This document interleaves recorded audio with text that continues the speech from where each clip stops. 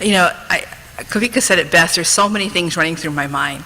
You know, I think the richness of our discussion today has kind of taken us through all the domains, but I think what I'm hearing back is before we can even talk about treatment and intervention, it's back to the oxygen thing, that as families, we've got to put our oxygen mask on first, right, before we can meet the needs of our children and the entire family and our professional commitments. And really, as families, you know, being able to know what that is for you, and for our professionals being able to honor and recognize and support our families to be able to get there first.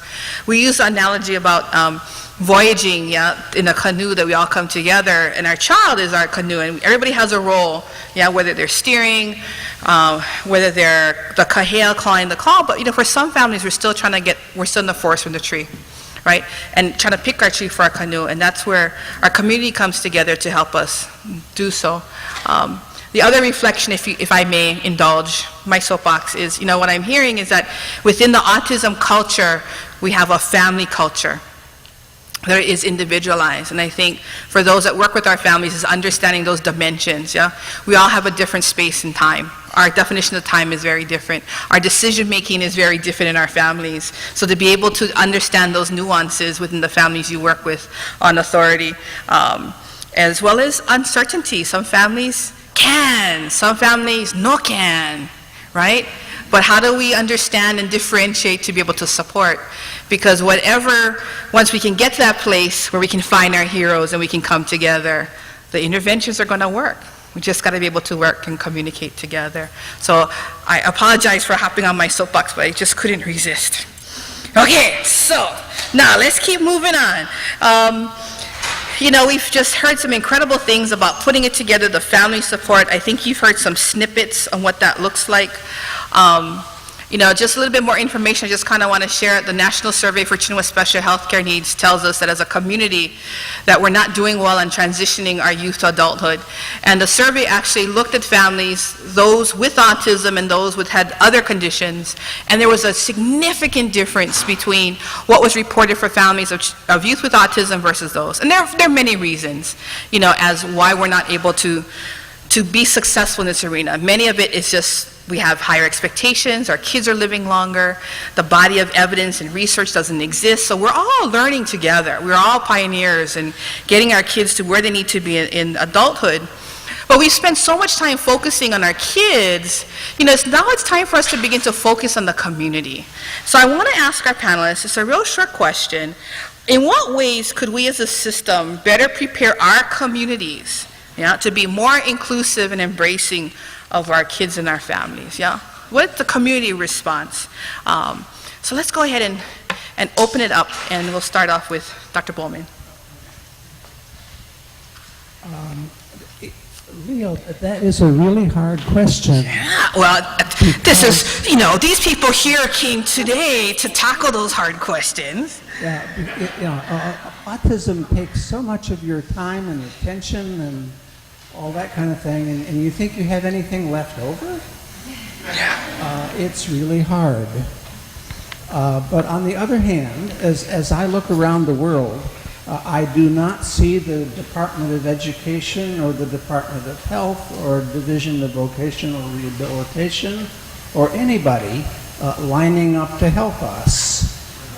You read in the newspaper the DOE budget's being cut. They're paying the police more. The state isn't able.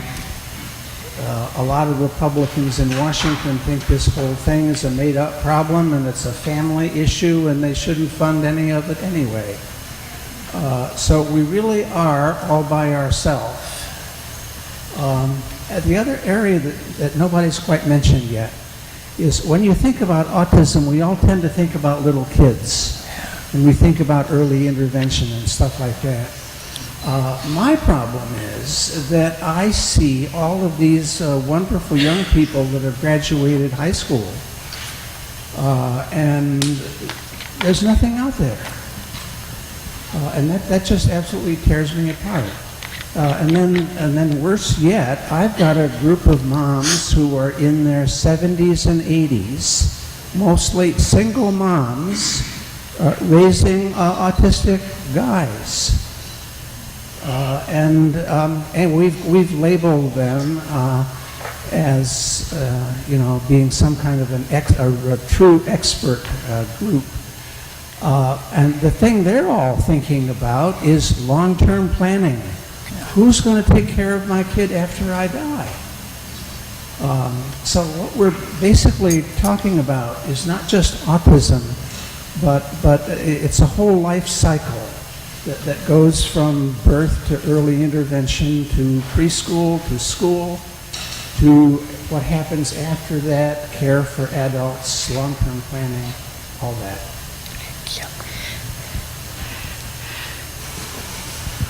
This is a hard question. I agree. I think that's an interesting thing as a parent. While you may have a younger child, you're still thinking about what's going to happen later. I think personally for me, I don't believe there's just a naturally occurring community for my child. And so my goal is to build that community for her. And so that's what we've done. We've focused on giving her skills that she can participate in our family community, and then growing that community around her and finding, bringing our extended family together and teaching them about her and teaching them how to interact with her and showing them all the wonderful things who she is and what she has to offer. And from there, we just keep building a larger community. And I think that goes to why I believe in volunteer work in our TACA community, is bringing parents together to help me build this community for my child and their child together. And so for us, with our volunteer work with TACA, we've extended that now to teens and young adults to help them build that community. So we've brought together parents who can identify their own parental needs and the needs of their child, so that we can start meeting that and building it together. And we've worked with Julianne from Hawaii Autism Foundation and HABA and Easter Seals and Learning Disabilities, and we're bringing everybody together to try to build this community. But for us, it begins with the family, where the children are, and building that support there, and then extending it outward.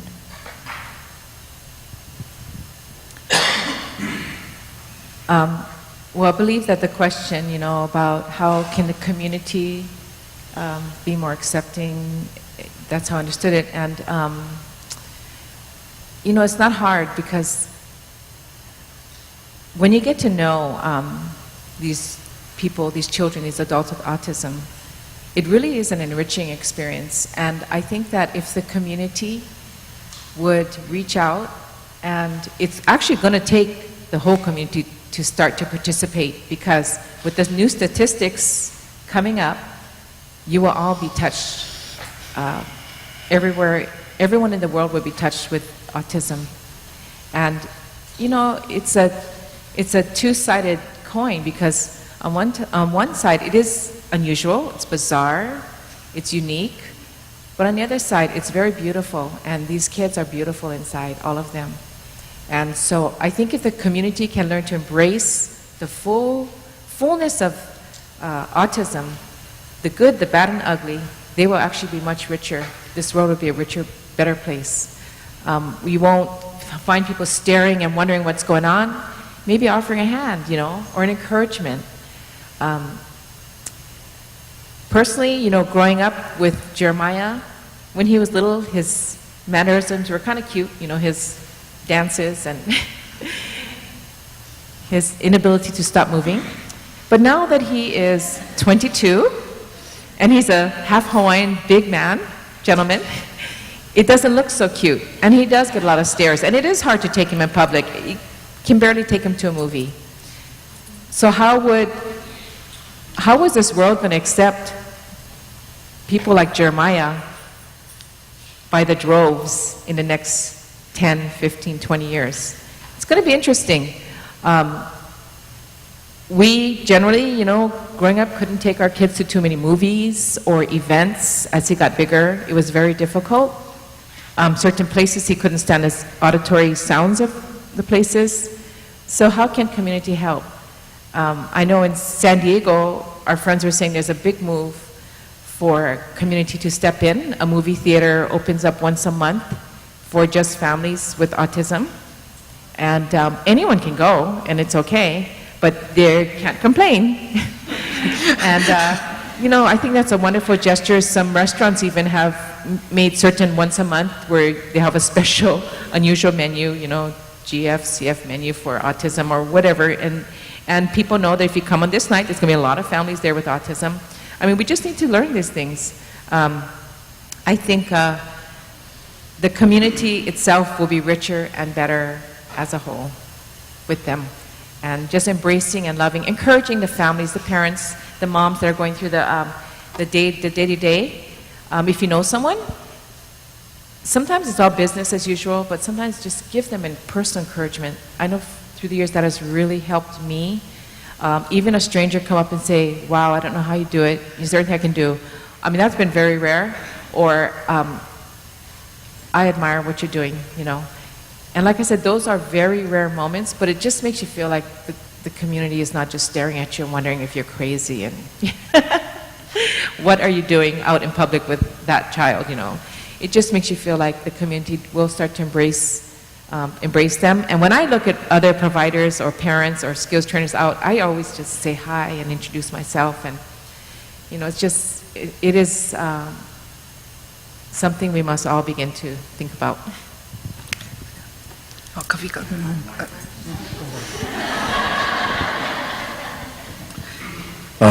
Community. My wife and I talk a lot about how it would be so cool if you go to a restaurant and they understand the needs of, or you go to a movie and one night it would be specifically would be special needs night, so that when you go, you're okay with 12 or 15 people just bouncing off the walls while you're watching the movie. Sometimes I think what the communication can be from the family to the general public. You got like bracelets, you got, one year I was doing some live music at Ala Moana Center Stage.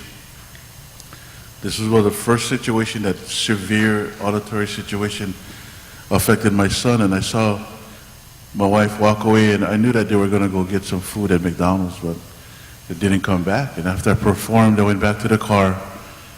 My wife and my two other children were crying because Jeremiah was screaming in McDonald's, and people were coming up to my wife. What the F is your child doing? Get the F out of here. So just understand, I wish I could make a t-shirt that said, chill, I have autism or something. Because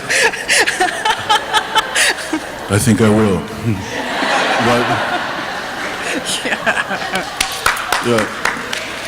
The general public, there's just this knee-jerk reaction to think, that human being isn't like me, get him the hell out of here, And so we've gone through so many seasons in our life when we realize the word is tolerance, acceptance, aloha, whatever it is. We truly understand what they're going through. I think the reality is we conclude, and so many other people who fully understand autism, it's like they're in their world, and they want us to enter their world sometimes, instead of us trying to make them force to adapt to ours. And so I think it would be cool, like movie theaters, outdoor events where they can specifically target special needs and allow some special night or some situation to where they could be accommodated. Even churches, my wife and I thought one day we'd just start a church for autistic families or special need families, and someone could be preaching and not be all irate about no one paying any attention. But,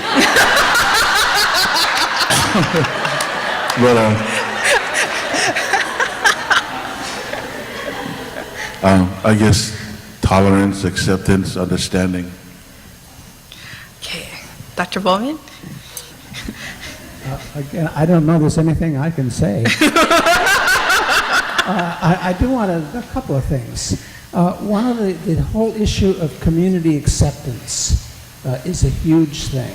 And a lot of people feel There's a woman who's a professor of law at Boston University, says if we can master the idea of helping children with and adults with autism be integrated in the community, she says our whole community will grow from that experience to be able to handle the increased range. Now, one of the parts of the community that I had hoped we'd be able to do something about this last year is I wanted to get a map of the islands and put on that map with pins where each of our legislators lived, and then put another group of pins where all of our family members lived, and then make sure that they all got a chance to meet one another as part of a community recognition. And I haven't had enough time to pursue that. But it seems to me that that's one of the, rather than complain about the Department of Education and Health and Vocational Rehab, we need to go up to that group. Anyway. Right. Well, the community question, it starts with today, right? You all came, you took time out of your busy lives to come to hear what our panelists had to say, and to hear from each other. I have one more question for our panelists, but I'm going to save it till the end, because now I want to open it up to you all to ask questions. Because we are taping, we will need to repeat your question, because I'm approaching that time in life where I'm challenged by hearing, temperature, a few other things. I'm going to have some helpers, with the questions, so we're going to work together to make sure we can hear your questions, and then I'll go ahead and direct them to our panelists. So, questions. I know you had some. I saw you fidgeting and writing things down.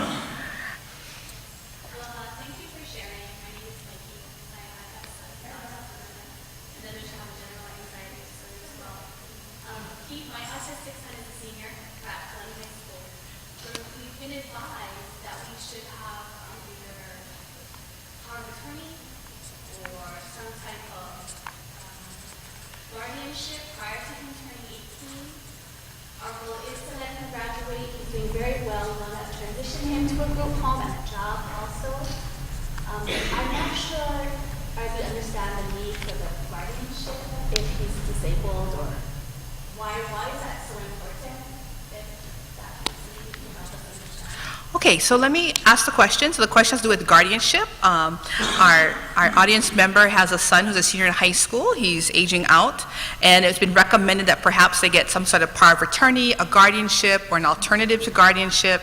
And really the question is it important? What do I need to know? What should I be doing? Because, I want him to be as independent as possible.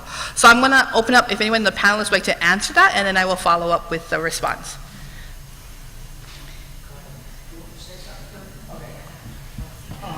One of my patients who I've followed for years is a very successful, high-functioning autistic kid. He graduated high school, he graduated college, he got himself a job, he earned money, he has a bank account, so he has a bank card. So he goes to the bank and starts to withdraw some money. And this cute young woman comes up to him and says, "Say, my baby hasn't had any food in a week, could I have $5? Well, it touches his heart, and so he gives her $5. And then she says, "Will you be back here next week?" And he said, "Yes." And so next week he gives her $10, and then $20, and pretty soon the kid's parents caught on to what was happening. So even though they achieve a whole lot of apparent community success and independence, there are these quirky judgment things that I really think need parental support and guidance. Otherwise they get into, and I've had young women who get into even worse trouble because of the same kind of thing. So I really think that the supportive guardianship thing is a cool idea. Well, we did encounter that. Obviously, our son is 22. And prior to when he turned 18, there was funding to help every family. They just automatically helped every family that qualified under autism to go ahead and get their guardianship done through an attorney. Except when he became 18, they just stopped those funds. So I was kind of stuck. Didn't have, it costs, some money to hire an attorney to do all that, and we just didn't have the money at the time. And for our son, being his functioning level, he definitely needed guardianship. And so I just went down, and you can do it on your own. They're very, very helpful down at the courts. You are able to do it. It's a lot of work. It's a lot of typing. It's a lot of time at the copy shop making copies of this and this and this and this. And then you go to court, and then a judge will come in. It's really smooth though. And basically he told us that sometimes when their child turns 18, parents turn them over to the state. So he commended us and said that, I'm glad you're willing to, take charge of him. The judge did, and continue to be in his life. So that's basically it. You just want to be his guardian, you're saying. And so I'm on his bank account. He would not know how to write a check or spend money. So in our instance, it really did help. Now for group home, if I may just talk a moment, with our son's level of functioning, we never thought he would go into any other situation except living with us for the rest of his life. We're a very close family, and people would tell me throughout as he turned 18, you need to start thinking about this. And of course, I blocked them right out. They don't know what they're talking about. I would never entertain this. I love my son. And you never think someone could care for them as much as you do, but there are people out there. It had started to affect my health. I think the 22 years of just caring day in and day out, the emotions, everything. And we realized it came to a point where I needed to start thinking about that. And I talked to another parent who was very encouraging. She had just made the 1-year mark of letting her son go. And she just couldn't have encouraged me more by saying she never thought she would do this, but her son is fine and actually growing and developing beyond what she ever thought. That really, really helped us and assured us that he would be fine. Also, the longer you wait, on the other side, I'm sure Dr. Bolman knows this, of some families that release their child in their 30s or 40s when they absolutely cannot take care of them, and it's almost too late. There's been instances where they just can't survive out there without mom and dad. We know that he will probably outlive us physically. He's very healthy, and he needs to learn what it's like. I've been very fortunate. He's with our Hawaii, and they have real comprehensive care. We've been able to work really well and closely. They include us on everything. There's some rough bumps in the road here and there, and we feel like we are being included, and it is important to stay included in their life. He comes home every week, and we were surprised. On our end, cried and cried and cried when we released him. He was fine. He came home every weekend like he never left, and we're amazed at the little things he's doing. They said he's starting to bring his laundry now. We couldn't believe that. What? He brings his laundry basket? Well, he throws it in the dryer, but at least he gets it to the laundry room, We just never thought he could do that, And his new family loves him so much. The caregivers, I can't say enough about how, for anyone that have children approaching adulthood, it's going to be okay. They'll be fine. I'd like to add to the guardianship discussion. I get asked this question about once a month on a regular basis about suggestions, and this is my recommendation. Every family is different. This should not be handled overnight. Right? It's not a decision you make lightly. Think about what is your biggest fear. What is that elephant in the room that's concerning you, because there's probably a remedy for it. My fear, my son's going to come home and say, Mom, meet my new wife. And guess what? Where she's from, they have no running water, so her entire family is coming to live with us in the United States. And we're living with you. Okay. That is my absolute worst nightmare. Do you think I'm going to cook for anybody else? I don't even cook for my own family, let alone, aunties and uncles and grandmothers. But, so again, it's understanding what your fears are. There are a continuum of remedies for conservatorship of the property, special needs trust. If money is your concern, there are ways to protect that. But really, if there is no one to help with decision-making, guardianship might be appropriate. So you really kind of got to assess and think what it is that you're concerned about and explore remedies and options and talk to families. Because every family is different, and the needs, the circumstance, the dimension, they will all change over time. And it's something to just kind of readdress regularly, but it's not an overnight decision. Yeah? Now, there is one more practical thing. Besides that book by Martha Herbert on Autism Revolution, one of the biggest problems is how do you assess all of the complexity that goes into being independent? There are so many aspects, from learning how to tie your shoes to how to cook to how to how to handle a check to how to ride on the bus. There are just so many things. Fortunately, there's an autism specialist group called Partington Behavior Analysts that have put together a functional test. It's called the AFLS, Assessment of Functional Life Skills. And it's marvelous. Besides being comprehensive, one of the, to me, cool things about it is parents buy the test and then parents fill it out so that you haven't got an expert between you and the information. And then you can use the results of that test to pick which areas that you want to work on. And you can do it in a step-by-step way. You go on the internet and look up Partington Behavior Analysts and you'll figure out how to get to the assessment of functional life skills. All right, thank you. All right, other questions? Come on. Okay, Lou. Actually, I'm the director of the Disability Rights Center.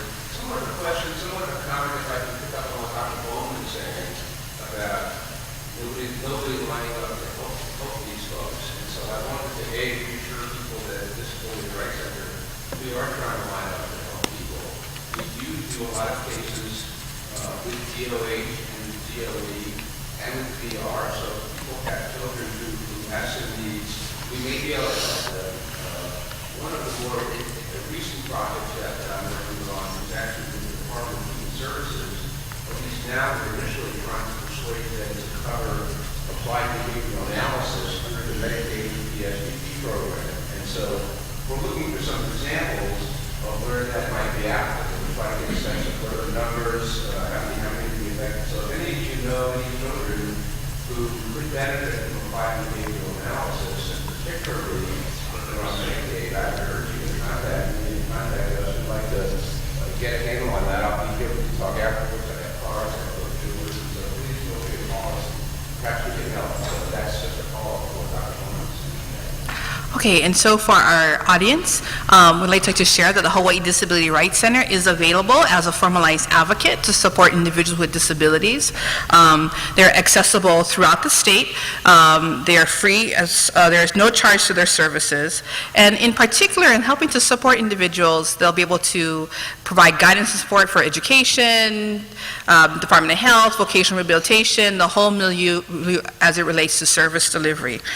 In particular, they're seeking families of youth 19 and under who are either in a Quest or a QXA health plan that could benefit from applied behavioral analysis surveys to kind of test the system to make sure that we are able to access services through the federal mandate of the early periodic screening, diagnosis, and treatment portion of the Medicaid law to really just make sure our kids get what they are entitled to, because it is indeed an entitlement. Lou will be available after hours. If you are watching us, please go ahead and call the Hawaii Disability Rights Center to get more information. I have no financial interest in the Hawaii Disability Rights Center. I just know plenty, okay? So anyway, they're the good guys. Give them a call. Okay, you had a question. You want to?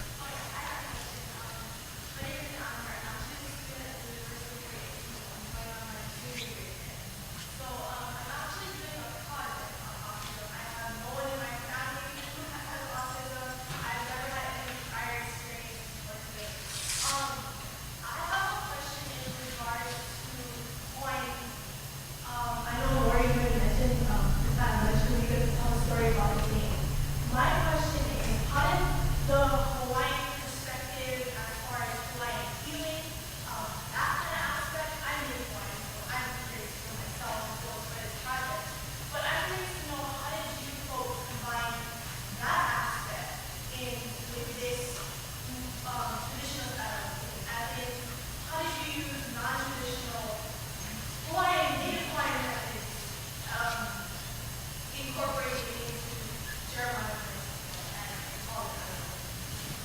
Okay, so we'll open the question up to the panel. If anyone else besides the Kahiapo would like to answer, is, how do we integrate Hawaiian healing, traditional Hawaiian practices?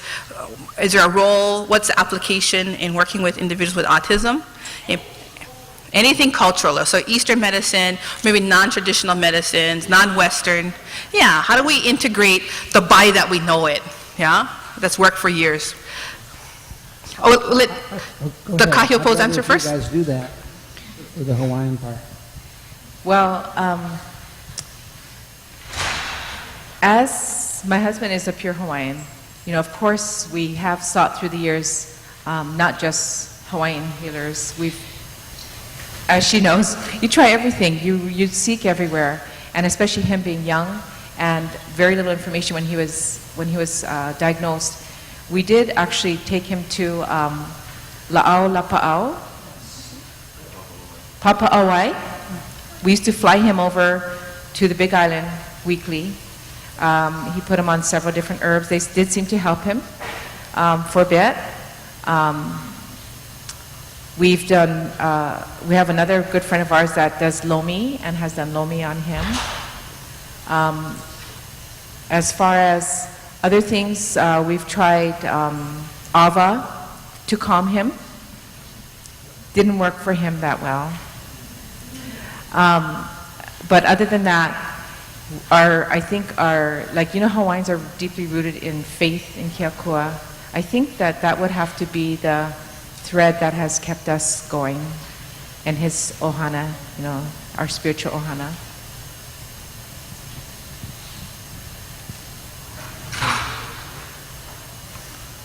Socially, I think, you mentioned like Hawaiian perspective, which sometimes is so simple, yet can be so profound. For Jeremiah, hanging with people and eating. You can so easily underestimate just those two. For him, he's in an angelic state of social interaction, euphoria, food and hanging out with people. He's a whole different human being. And so we tried, of course, with our involvement with our little Ohana church that we had, but fellowship, extended family, hanging out, having fun, going to the beach, and having lots of food. He's a happy camper. No medication can do what a cheeseburger can do. Or lau lau. Bill? I don't know what to say about the cultural thing. I've lived here so many years that I've seen virtually every size, shape, color, and language and stuff like that Hawaii has. And so when I use the word family, that family's cultural background is part of it. I'm not sure about cultural things outside of that, other than families, go and do what feels right for them. I don't know how to get more specific than that. Can I make one more comment? Being a young student who is ambitious and studying autism and interested in Hawaiian culture, interestingly, Jeremiah, in all of his years of going to school, there's been very little education as far as Hawaiian culture and values. And I think that would really, really be incredible if someone could start to interject that into schools. And I'm not saying schools don't do that, but in our experience in his classrooms, he's not been exposed to too much of the culture of the host people of this land. I think that would be awesome, because the values are so strong.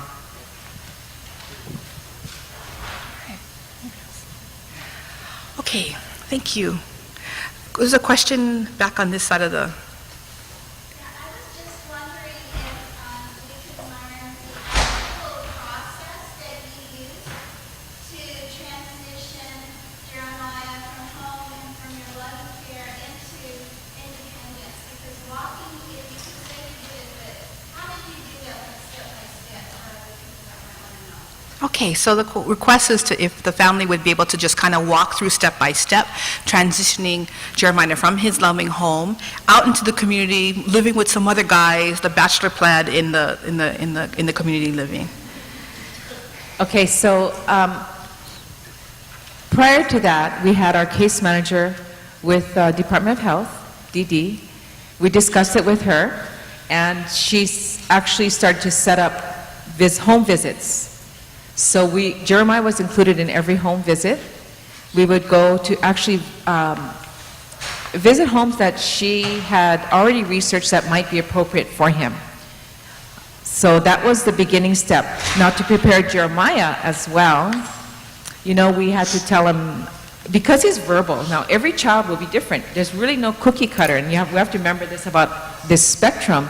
There's no cookie cutter. For him, social stories were really good, and I was really grateful. Some friends here at Loveland, they did social stories really well with him, and since he's verbal, we could talk to him. So we were able to tell him, I would tell him, you know, Dalen, when he got big, he moved out. Now he's married, he lives in Kapolei. When Shauna got big, she moved out. Now she lives in Kailua. Jeremiah, you're getting to be a big boy. You're getting to be the age where we need to start finding a new home for you where you can grow up and be a big boy. You know, just the way that you would normally talk to your child, you have to find the words that would relate to him. So I made it a positive experience that he's growing up and he gets to have a new home, and he's still part of our family. We always see Dalen, we always see Shauna, we see the others, but it's his turn now. And so that's how we prepared him. And including him in all the visits was really amazing. Now, Jeremiah is not one that would normally say, I picked this or I picked that, you know, except food. He's able to make those choices really well. But we were surprised, you know, we took him to visit some homes, and the ones that we thought he would like, with people his age, people that had verbal skills and social skills, you know, kind of emerging, and we thought he would pick those homes. There was two in particular, but he kept saying Evo Beach, well, he kept saying a person's name. I don't know if I can say his name. He kept wanting this person at this other home, and we said, okay. Interestingly enough, the people in that home were mostly wheelchair-bound, nonverbal, paraplegic. But he kept being drawn to that home, so we allowed him to make that decision. That was important, to let them make their decision. And it turned out to be a real blessing. So that was the procedures, visiting first, then you got your paperwork with Medicaid and Social Security. By the way, when they turn 18, yeah, you need to go see Social Security if they can receive disability income for them.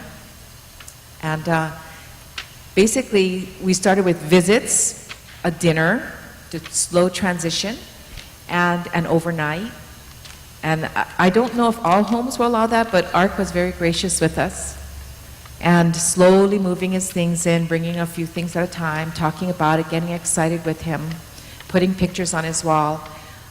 All those things really helped. Just really planning ahead, step by step by step. And it helps to make the move much smoother for you and your child.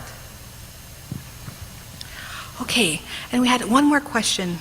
Okay, look, one final sorry. comment to that thing.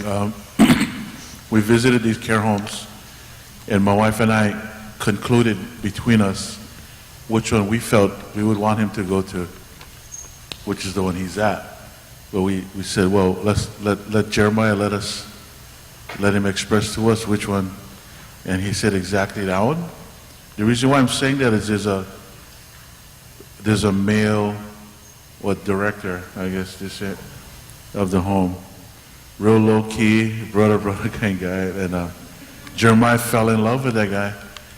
And that guy fell in love with Jeremiah. And the situation has grown to something beyond what we expected outside of our home. Thinking, you know, the separation, the detachment. But coming to know this guy more and more, and how much Jeremiah means to him, and how much Jeremiah loves him. I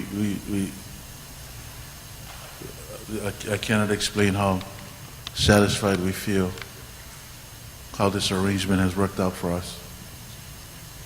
Thank you. Okay. I just want to thank the panel and thank the parents for sharing your story. And I also want to thank you for sharing your children.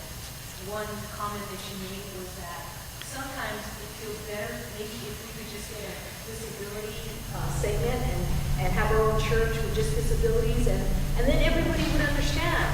But really, it's by sharing your children, by not isolating them, by allowing them in the community that the whole community grows. I work for the Department of Education.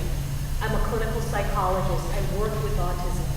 We have initiatives and we have programs. We're working.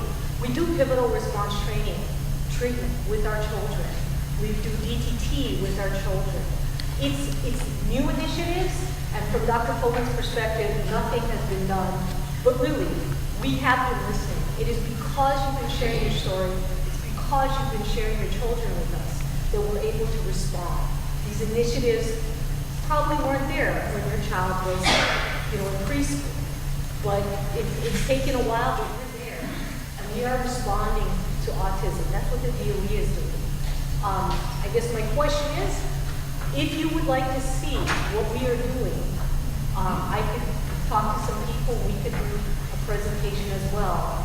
Because it doesn't seem like there's a lot out there, that there's a mindset that the DOE is not responding, and they are. It's a small effort, it's still an initiative, we're still trying to expand, but we have BCBAs in the DOE. We are building expertise within our department. The need is great. The initiative is small, so it may not seem like a lot, but we are listening, we are responding. And so if we weren't there for you and your kid was in preschool, 5 years old, very sorry, but because you've gone through your process, because you continue to share your story, I think the agencies that are responsible for your children, like the DOE and DOH, are going to be able to respond. We're going to be able to grow as a community. So thank you for your grace in allowing everybody to be growing and learning together. Thank you. Okay, that's going to be hard to summarize. You did that so well. Our audience participant wanted to thank and acknowledge the family members, as well as Dr. Bolman, for their continued work, for sharing their children, having them out there so that we can learn. And it's from their experiences that the capacity has exponentially increased within the Department of Education, Department of Health, that they are doing things, they're moving forward, they're trying new things, and really working hard to try to reach out to their kids and our families, and will continue to grow in their capacity. All right. Oh, okay. One last. Oh, okay. All right. 2 questions. Oh, Averline. Hi. I know. I'm a single parent of a 21-year-old special needs kid. So shout out to the single parents who are raising your children and not. We're applauding the single parents who are raising their children.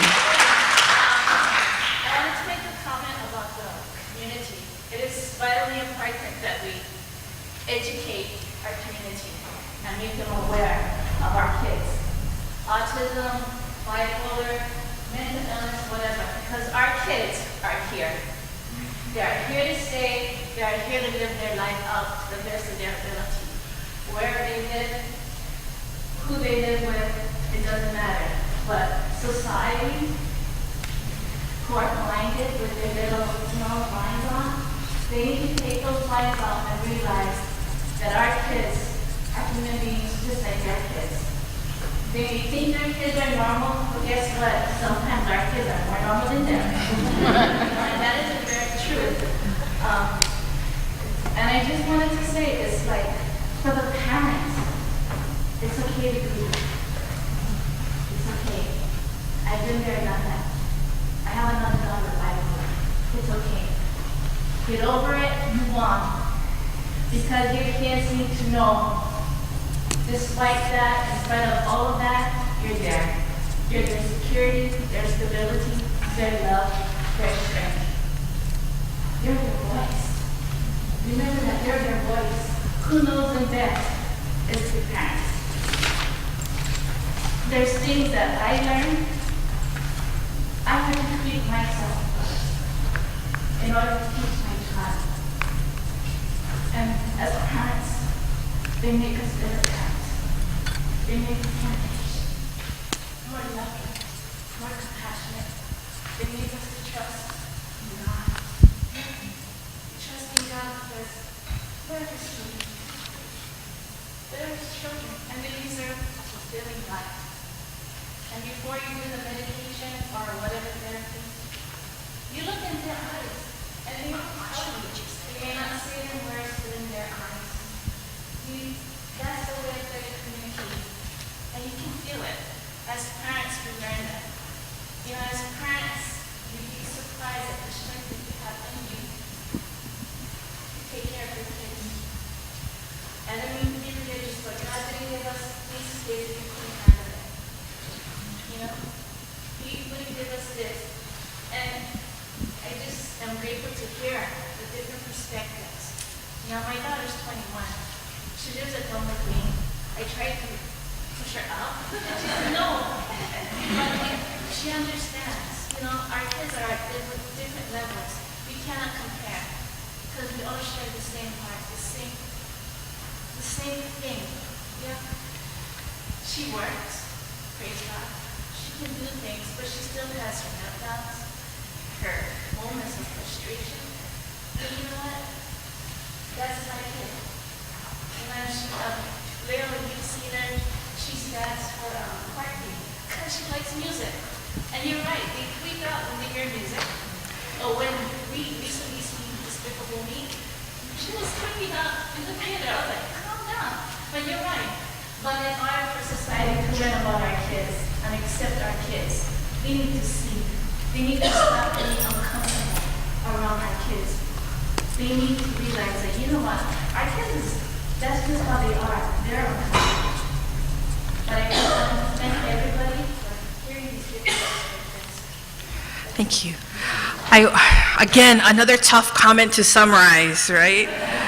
But, you know, another parent perspective, you know, to share with other families, it's okay to grieve, right? Remember, you're the child's voice. As children, they sharpen us as parents in our journey for parenthood. And, you know, just really the connection that we have all together. And the message for the community is to stop being uncomfortable and embrace our children for who they are, right? See the aloha, see their life spirit in them for who they are, and they will benefit. We had one last question in the back, and then we'll go ahead and wrap up.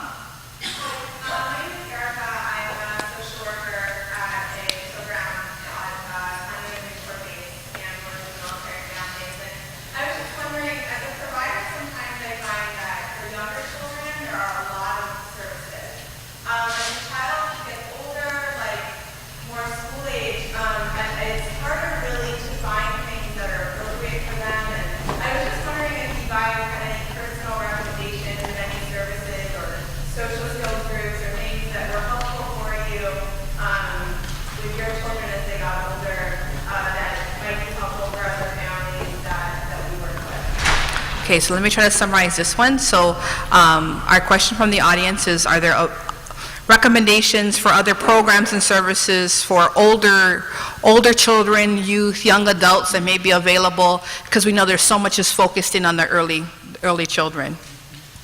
Yes. I'm happy to be able to answer. You get a computer or you get an iPad, and there's all kinds of apps. There's a whole new book called Apps for Autism. That's a paperback, and it's wonderful as a substitute for having kids that get hooked on video games or television or stuff like that, because they're pro-social, they teach language, they teach all kinds of stuff. Anything else you want to add? I think there's a bunch of organizations that are holding activities for kids. AYSO is doing a VIP soccer. There's multiple organizations around the island. Special Olympics is for older children, and they have multiple sports that events that they hold: track and field, swimming, bowling. So that organization pretty much goes around the year.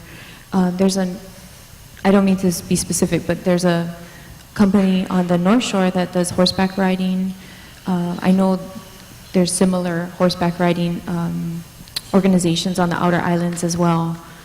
And then social skills groups, I know Dr. Bolman has one with the Autism Society. They have a SIB group, and they have a couple different age groupings for social skill groups. For us, we're trying to incorporate social skills along with our parent meetings and stuff like that, but that's still in the works. There's Best Buddies, and they're on the West Coast right now, and I think they're expanding. But Best Buddies is another good organization for older children to adulthood. Okay. I think they've already said a lot of the resources. Another one is Access Surf Hawaii. That one's a really good one. Yeah. Have you heard of Access Surf Hawaii, Tom Trump? Okay. Good. There's another program in Kailua that I think takes the kids on the canoes. Kailua Beach. And then the general, what I call generic natural support system in the community. We are in Obon season. If you've ever been to a Obon dance, you don't know how to have to dance, right? So what better place to go, make friends, hang out, got plenty good food, right, if you can tolerate the sound. You know, we talked a little bit about faith communities today. There's a lot of momentum in faith communities to support individuals with disabilities. So kind of think about where do typical kids hang out and how do we access those resources that are available and working with our community to make them more adaptive. We have a little surprise for you, but before we get to the surprise, I have one last comment, question for our panel. You know, one of my personal objectives when we do things like this is that we can impart knowledge, information that are going to make differences to people, that tomorrow are going to do something differently. So real quick, I want to ask the panelists, what would you like each person here, as well as in our listening audience today, to do tomorrow that will help us move forward in putting the pieces together? What could just one person do to help us put together the pieces? I'd like everybody to join TACA and join the Autism Society of Hawaii. No financial disclosure, right? No, this is for the greater good of our community. Kiele? We're an all-volunteer organization, so I'd love for everybody to join TACA. We'll share the work. I would love for everybody to take time to find one thing to educate themselves on. Education to me is so important, and I try to educate myself and encourage other parents too, but also for providers to take the time every day to find one new thing to learn about autism and then to share that with other people. For me, I think it is that we as parents and providers and the community just sharing the beautiful side of autism, as well as the educational side, and be involved in some way. You really are making a difference in your kids' lives. Your providers are making a difference in our children's lives, and we appreciate you.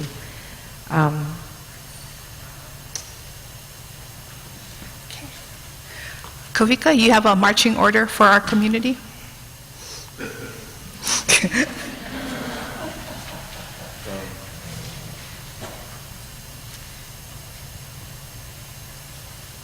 No, I think I'm okay. Okay. All right. So that concludes the formal portion of our presentation today.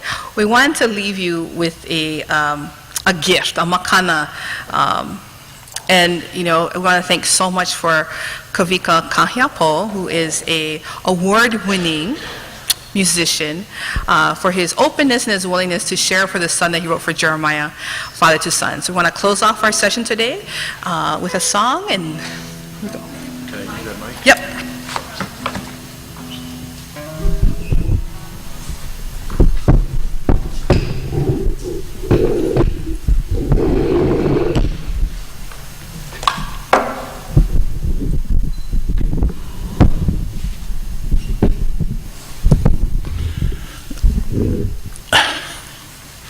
So this song has some interesting, has an interesting story behind it. My wife and I were in Whistler, Canada back in 1995. It happened upon some music some guy was sharing that week. And so I ended up buying one of his CDs. And this song was on that CD. And I thought I wanted to, with his permission, re-record the song. So I had portions of it translated into Hawaiian. And so the artist's name is Brian Dirksen, originally from England and living in Vancouver at the time. So 1995 I came home, have been doing music and a bunch of other stuff. Recorded a CD in 2000 that included this song, and so I recorded this song, sent him a copy of the CD, and about a year later, well actually 5 years later,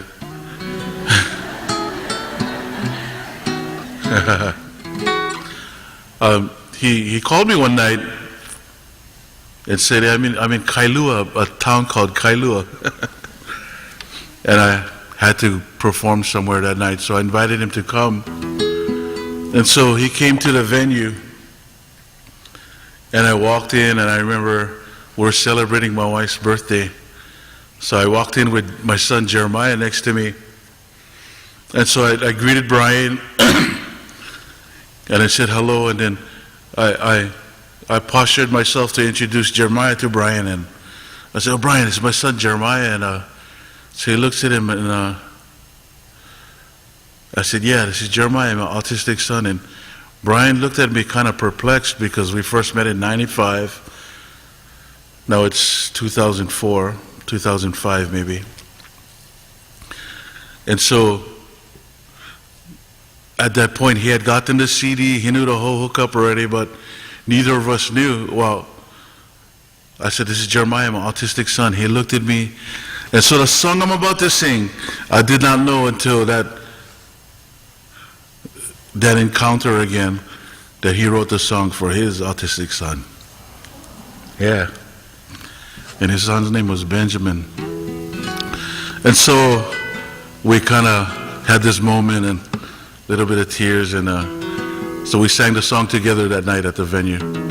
So his story for the song is, he wrote the song for Benjamin, but it's a reminder for him of how much he loves his son and how much God loves him. The song is called Father to Son. My cousin Kiele Smith helped me translate part of it. So I'm going to do the shortened version.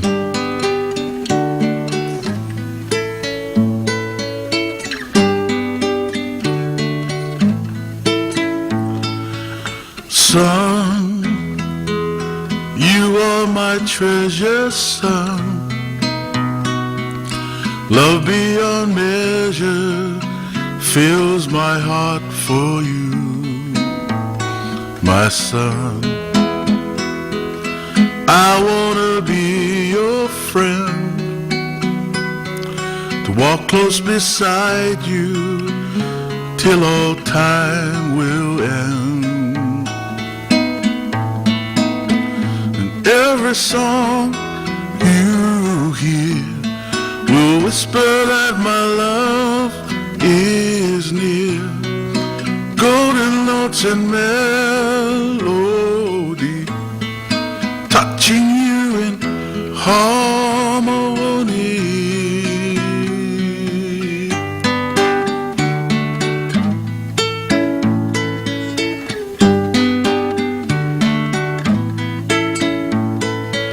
Son, your life is precious, son.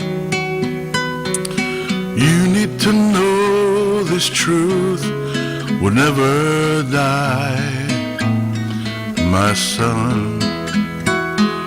Whenever you feel afraid, when shadowy twilight falls across your way, and every song you hear will whisper that my love is near. Golden notes and melody,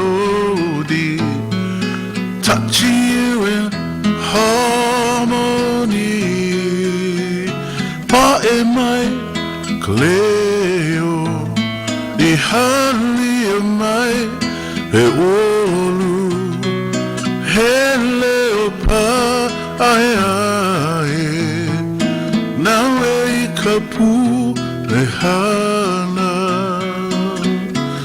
Every song you hear will whisper that my love is near. Golden notes and melody touching you in harmony.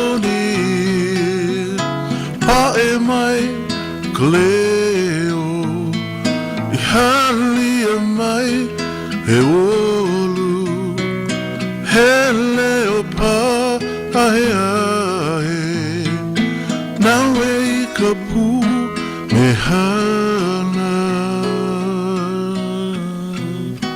Song God Father to Son.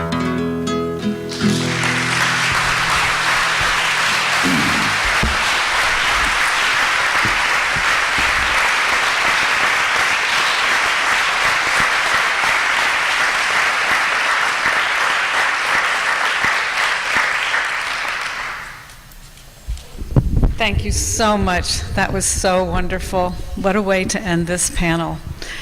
You all have been spectacular. Thank you. And Leolinda, couldn't have done it without you. So let's have applause for all of them.